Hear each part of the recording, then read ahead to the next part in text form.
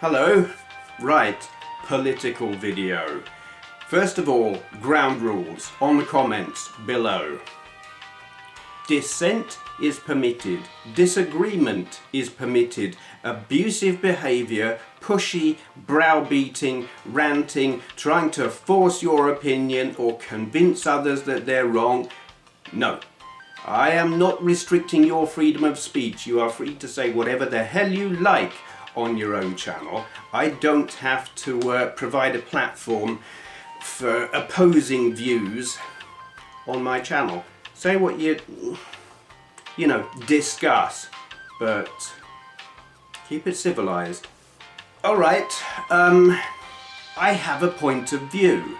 It would, I cannot give a completely unbiased perspective here because I am a political creature. I have my own opinion. It will colour my perspective. But I want to look at the Brexit and the political turmoil that has followed because, well, partly because I keep throwing in comments here and there on Twitter and on Facebook and stuff like that, but never really covering the whole picture, if you like. And I have viewers who are not in the UK who really don't know what the hell's going on and would maybe like to know. So I want to give my perspective of what has happened and what is happening from my own biased point of view. Where this all started, Brexit first, I guess, the referendum. I don't believe there was a need for the referendum from the point of view of the general electorate, the general population in this country. The EU was a very low priority. People just weren't that interested. It was something that happened somewhere else. We didn't see it or hear about it and didn't care. But there was a battle going on within the Tory party. And it's been brewing for years. It brought down the John Major government. And it was still brewing under Cameron. So he thought, right, I'll put an end to this once and for all. We'll put it to a referendum. And he and his party stirred up interest in immigration, partly to perhaps raise interest in a referendum, and partly as a distraction from their economic policies, austerity, the pressure that education and housing and the health service found itself under. Those things are really under pressure because of Tory policy cuts. They're underfunded. But they presented it as these problems are happening because of immigration. That put immigration on the table. It became an issue. UKIP, UK Independence Party, picked this up and ran with it. And people probably wouldn't have listened except the media loved all of this. And UKIP and Nigel Farage were on the news lots. And people listened because Farage, he's someone you're going to look at and listen to just because he's kind of like a walking, talking car crash. But some people bought into all that. Anyway, so we get the referendum that we don't really need. Cameron thought, we'll win that, no problem. Not in touch with the people. Labour also, well, Parliamentary Labour Party, and all of the other parties largely thought, yeah, remain, stay within the EU, that'll go our way. People believed it would. Renegotiations, Cameron was trying to get a better deal. His whole thing was, I will renegotiate a better deal and then campaign in the referendum for us to stay in. So he goes to the EU and he tries to get a better deal, and they basically say, no chance. You got what you're going to get, you're not getting any more. There were some minor concessions on things that really didn't matter or make any difference. Immigrants only being able to claim in-work benefits after 4 years just doesn't matter. It was an irrelevance, and he's claiming it as a big victory, and the EU has listened and compromised. They didn't compromise at all. They did not give a crap. And then Jean-Claude Juncker, his attitude was just like, you stay or you go, we don't care, we'd actually rather you left. That was very much his attitude, and people saw all of this. They saw the EU really didn't care, didn't have time, they got other things going on, just stop bickering and making a fuss, go away, we don't want to know. People saw this, and I'm pretty sure there was a like, well, if that's their attitude, they can just piss off. So we had the referendum, and hey, guess what? It came out leave. It was narrow, 1 million more voted leave than voted remain. I'm surprised. I didn't think it would go that way. I voted leave. I'm also a Labour voter, which you would think is a contradiction, but actually it's not. And I'll kind of get on to that, I think. I suppose the main argument for remain is economic. Trade. Trade is easier within the EU. Travel within the EU is easier if we remain. Cooperation is easier if we remain. I understand why lots and lots of people voted remain. I would not knock them for a moment. I was on the fence for a long time. For quite a while I was advocating remain myself, but eventually I turned sides and I voted leave. Why? A number of reasons. One is, okay, it has been stated that I don't understand European law. Fine, it's probably true. I probably don't understand how the EU works and the democratic process within the EU.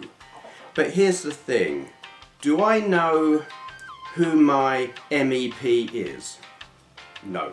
Do I know their name? No. Would I know them if I walked into them in the street? No. Do I know what they've been debating in the EU? No.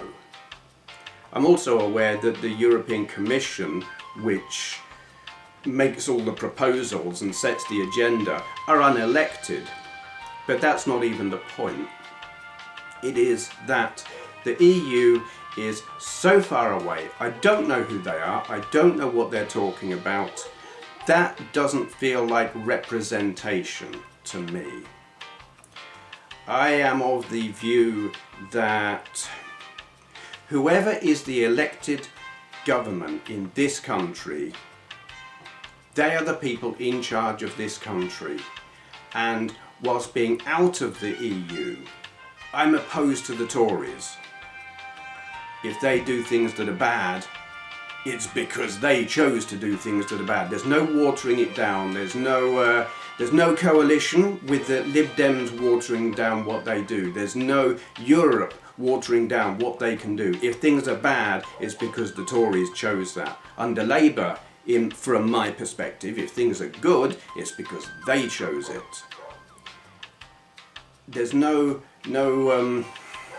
excuses. What you see is what you get. And I like that. You know who's doing what. You know who to blame when it goes wrong. So to me, I would much rather be governed all of our laws locally, Britain. That's one reason. That's potentially... Is it the main reason? TTIP is a very big reason. I'm very opposed to TTIP. If we get a Tory government, they will probably come up with something similar. But in Europe, they'll be doing all kinds of negotiations on that, some of which are not in the interests of Britain. And we don't even get to know what those negotiations are. Don't like that. Tories might do something similar. I would kind of hope that before such a deal goes through, we would have the opportunity to vote in a Labour government. But maybe that'll happen and maybe it won't. But yeah, opposed to TTIP, and that was a big issue for me. Partly for me, well, I just wanted to bring down David Cameron. This referendum, really, there was not a need for it. Regardless that I voted out to leave, if there had never been a referendum, I think that actually probably would have been better, because it done terrible damage to this country. Just the whole process. The result, I'm content with the result, but the process has done massive damage. The whole pound crashing, the stock market crashing and all that, that's nothing to do with the result. That's everything to do with panic and fear and uncertainty. And that didn't have to happen. So Cameron calling this referendum For his own political purposes, I think he deserves to go down in history as the Prime Minister who wrecked. Did he wreck the country? Are we better off? That remains to be seen, but it's like chaos. He's caused chaos. It might bring about the breakup of the United Kingdom if Scotland leaves and if Northern Ireland leaves. We don't know how that's going to go yet. But anyway, I thought, no, Cameron just plain deserves this. And he's gone, and I'm glad. I worry about who will replace him. That remains to be seen. Then there is the immigration argument. For me, immigration is not part of why I voted the way that I did. But I understand the people for whom it was a big deal.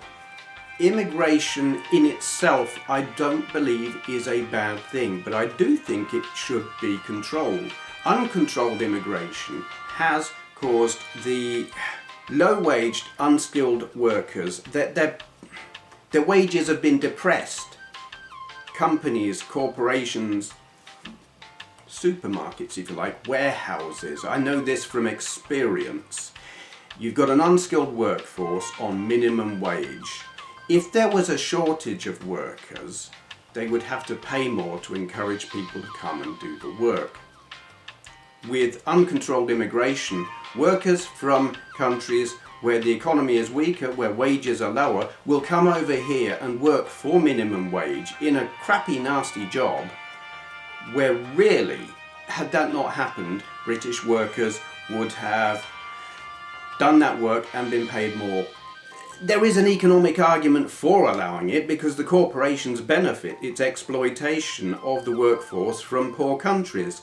But for British workers in unskilled jobs, that's really bad. And I understand those who are upset about it. It's just undercutting the British workforce.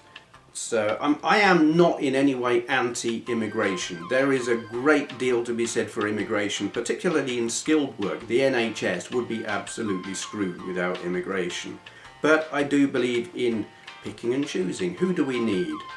We need skilled workers in things like the NHS, and I don't know what else. But do we need a large influx of unskilled work depressing the wages in sectors like warehousing and factory work and building work, things like that?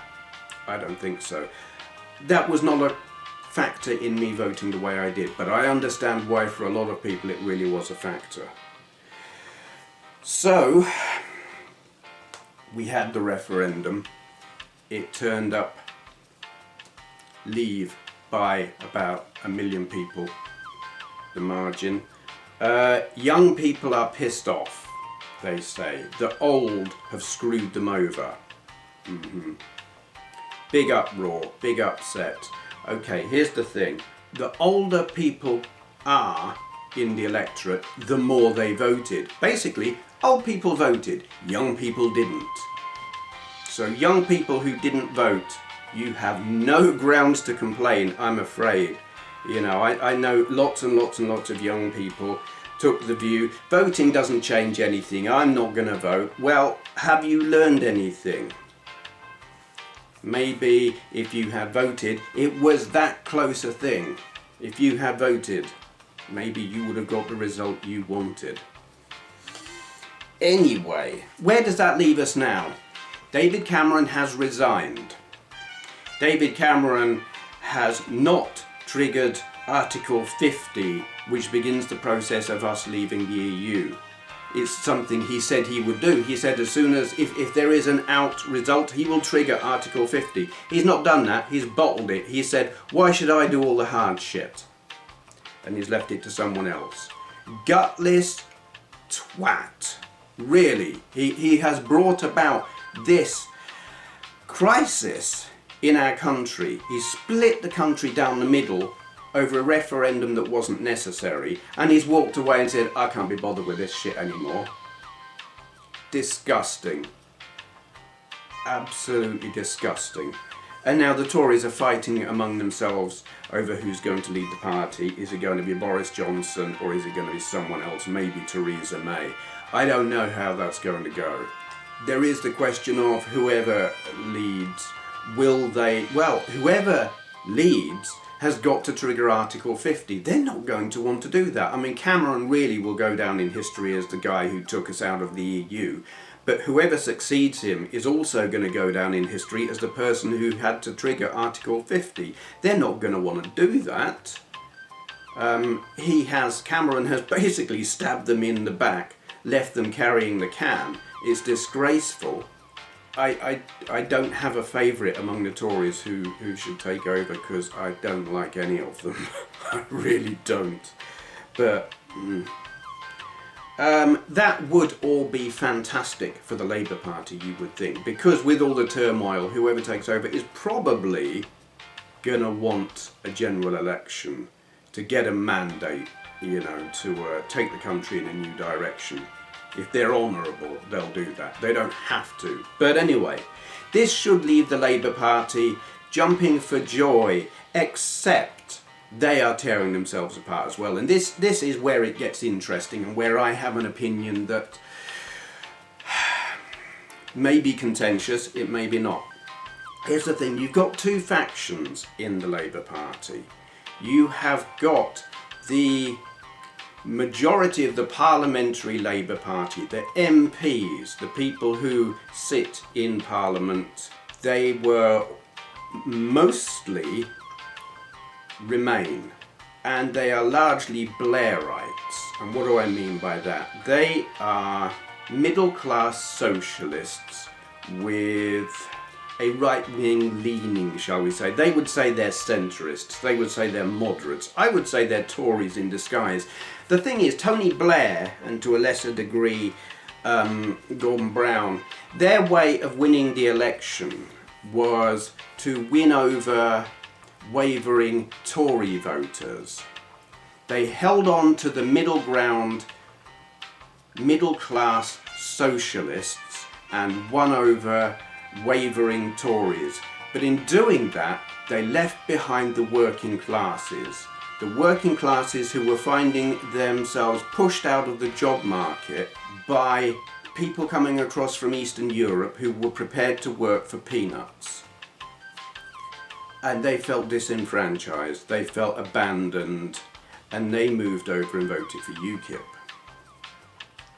They're not socialists, they're working class people with working class concerns, like keeping a roof over their head. They felt they're not being represented, so they moved to UKIP. You now have a situation where Labour MPs are still, they're middle class socialists, they're still trying to appeal to wavering Tories.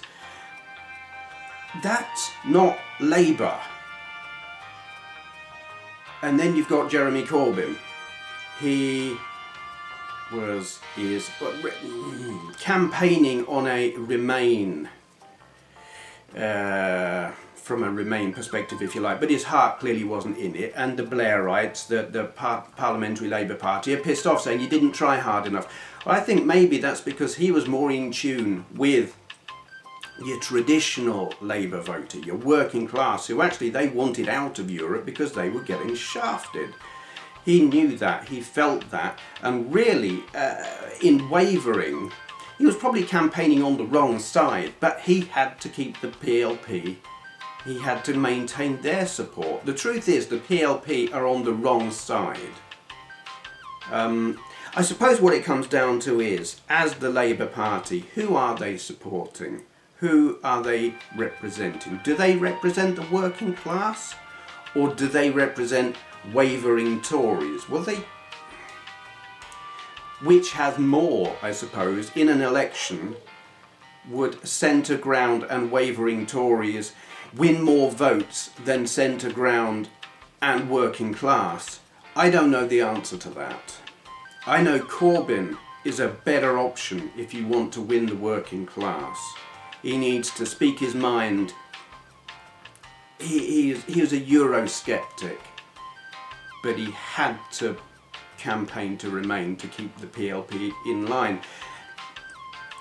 Leave won, so he needs to represent the electorate, the Labour voting electorate. Leave won, so he needs to get back on side and represent those people, and the PLP need to wake up to that fact. That's my perspective. But it does come down to who is there more of?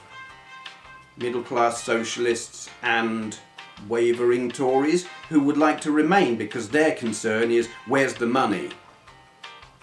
Corporations, they want to remain because that's where the big money is, but the big money stays at the top. It doesn't trickle down and the working classes suffer. They don't care about that so long as they can line their pockets. It's a tricky one. I don't know which side could win an election. I do know that while they're fighting among themselves, they can't win. I would like to see Corbyn remain. I would like to see the working classes represented. I don't want to see a Tory government. I don't want to see... the thing that actually really scares me is a right-wing Tory government in coalition with UKIP to prop them up. That's scary. That's just a little bit too close to Germany in the 1930s for my liking. Yeah, okay. We'll not go there. But that is it from my perspective. I have probably missed out lots of details. It's a very confusing, it is a worrying time. I don't regret voting Leave. I will probably, regardless of the outcome, if Corbyn wins, I will vote Labour all the way come an election. If he is ousted, I don't know so much, because I don't support the Blairites. But interesting times. That's where we're at from my perspective. It may have changed by the end of the day, because with the whole attempted coup within Labour, don't know what's going to happen. But wait, there's more. I forgot something. Apart from the fact that there is a petition that currently has been signed by 3 million people to rerun the referendum because they didn't like the result they got. There was actually another petition to rerun the Battle of Hastings. I tried to sign that one, but it wasn't it wasn't active. Shame. Yeah, sorry, but the referendum's done. This is the result. Anyway, but no, that's not really what I wanted to talk about. It is the Liberal Democrats have started a campaign. If elected, if there's a general election, and there might be, they are standing on a platform of keeping us in the EU, ignoring the democratic result of a referendum. How undemocratic is that? And standing on a platform to keep us in the EU. Now here's the thing, if all of the people who voted to leave thought, yep, okay, cool, we'll just vote for our favoured party, be it Tory or Labour or Green or whatever, that splits that vote.